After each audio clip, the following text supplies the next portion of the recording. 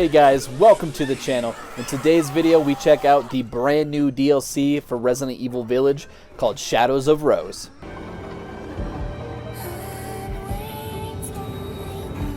Like I said, we are going to be jumping right into the brand new DLC for Resident Evil 8 called Shadows of Rose.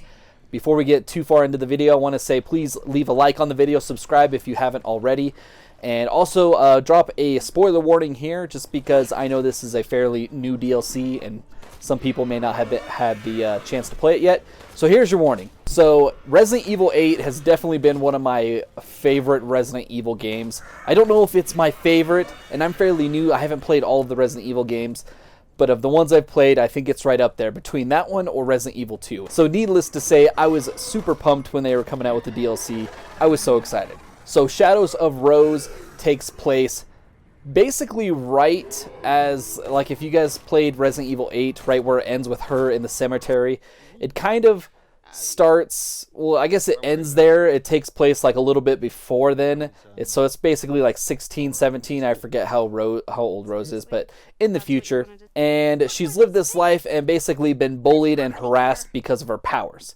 And you kind of miss this, and if you don't read all like the little not audio logs, the journal entries and stuff that are in the DLC, you find out that she has those like white veins, as you can see in the gameplay, and when she gets nervous, her sweat is white. And so a lot of people bullied her, even though they said it was fine, it's not contagious or anything like that. But she was humiliated and bullied quite a bit because of this. And understandably, she just wants to get rid of these powers. I don't think she quite understands the full extent of them just yet. She meets up with this guy. I forget his name. I honestly don't even remember who he is, to be honest. But he says that you can go back in these memories, and they had a piece of the Megamycete. It's like that giant membrane type thing that will like hive mind, where all of the, you know, the virus stuff, all the mold that is part of that is linked to it. And anything that is been around it for a period of time, its memories are stored inside it. So Rose jumps in, and the longer that something is in the Megamycete, from what I understood, the more diluted and mixed up the memories could be, so that we encounter quite a few different familiar faces like the Duke, but the Duke's totally a bad guy. We encounter, you know, a few others like Miranda's back, but they're all memories. Overall, the story I thought was really well done, especially like one of the touching parts is when you go back to a memory where Rose is inside the old Winter's home,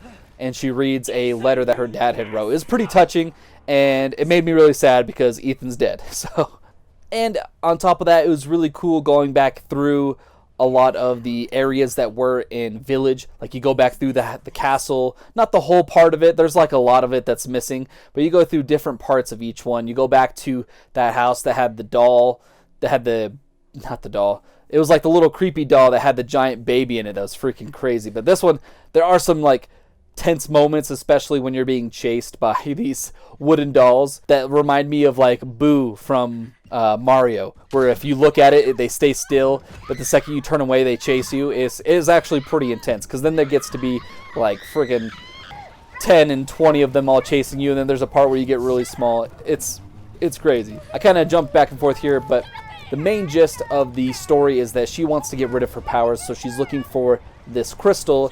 And if she takes this crystal and absorbs the crystal, it'll get rid of her powers for her. And as she's going through the vast different areas of the original Resident Evil 8 Village game, you have different people trying to stop her from getting this crystal. They don't want her to get rid of her powers. And you find out towards the end that it was secretly Miranda again, which was the big villain from the Resident Evil main game. She is trying to trick Rose into giving up her powers so that she could take over her body to, you got it, resurrect her daughter yet again. Combat in this game is fairly simple. You do get your guns and pretty much all the same things from the base game. On top of this, because Rose does have powers, they're kind of, you don't really get to use them a whole lot at first. She doesn't really do much with them, and then you eventually can basically absorb like these weird flower type things. And then eventually towards the end of the game, you could actually stun enemies and move around them. It doesn't actually kill them, but it stuns them, and if you got quite a bit in one group, you can stun them and whip out your pistol and take them all out. There are 3 distinct boss fights. One of them, you're fighting like this giant juggernaut type dude who's got a ton of faces and has this huge like basic mace that's got a ton of spikes coming out, and the Duke is controlling them. He's spawning up more zombies, and that's one thing I do have to say that's kind of a negative with the combat, is that just Rose felt so slow, and I haven't played the base game in quite a while, so maybe Ethan moves just as slow, but I don't remember them being so slow. Like, I'm trying to get away, and it's like, bro, zombies are chasing you, and the best you could do is just like a slow little jog. Like, I would be hightailing it out of there, especially when the Juggernaut thing's chasing you, and he can't be killed. The only way you kill him in the boss fight is it literally has a glowing green, like, hey, shoot this thing on his chest, and then it'll move to his back and then his leg. But when you first encounter him, he just chases you, and he doesn't die. Like, if I saw that, I would be dead sprinting. Anyways, that one complaint aside is that Rose does move slow. The next boss fight is the little girl from, I believe, Resident Evil 7. I forget her name, and I believe you fight her in 7. I can't quite remember. And then, of course, the last one, I already mentioned it, you fight Miranda yet again. She's not as crazy as she was in Resident Evil, like the base game, but it took me a little bit longer to figure it out because I had the magic ability to, like, stop her, or not magic, powers, and I didn't know what I was supposed to do. I was blocking her attacks, and I could quick dodge, and it took me forever until I accidentally hit the buttons where you hold square and then push forward, and then Rose makes, like, these roots come out and basically slams Miranda to the ground, and then you can run up and stun her and then do a bunch of damage. But overall, I thought that this was really great. The DLC only costs $20. It's called the Winter's Expansion.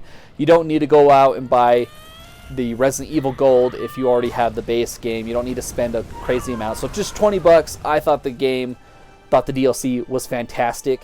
It actually makes me want to go back and play the base game again, because now they unlocked a third-person mode, which is super exciting. That's one thing that I didn't quite like in the base game, is that I started out with Resident Evil 2 and I played Resident Evil 3, and both of those you're in third person, and then I played Resident Evil Village, and then I played 7, so I kind of played them in a weird order.